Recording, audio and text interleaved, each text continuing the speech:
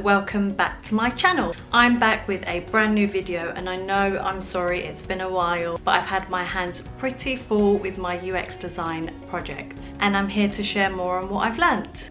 In my last video, I covered a little bit more about researching, doing the analysis, and in this video, I'll be covering wireframing, which is basically the backbone of every UX design project. As with any project, you wouldn't create a presentation or an essay, your dissertation, without doing a mock-up or a draft first. So think of wireframing as the mock-up for your final design piece. A wireframe is commonly used to lay out content and functionality on a page, which takes into account the controls of the page, what the user ultimately needs, and what would be the user's journey from start to finish. And all of this you have established in your research that you've done before, so you know exactly what the user's going to need and what their journey is going to look like. The aim of a wireframe is to provide a visual understanding of an app or website page.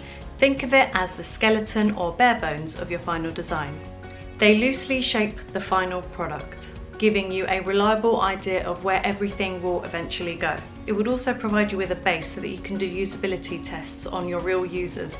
With your wireframe, you don't need to worry about things like the color scheme, what fonts you're going to use, what imagery you're going to use. You just need to get the fundamentals on a page. You can design your wireframe both on a pen on paper or digitally as well. Some designers, like me, prefer pen on paper as it's easier to just get all your thoughts down, whereas some prefer to go down the digital route so that you can share and collaborate with your team much easier. And programs used for digital wireframing can include Adobe XD, Figma, UXPin. Those are some to name a few, and I'll link their websites below.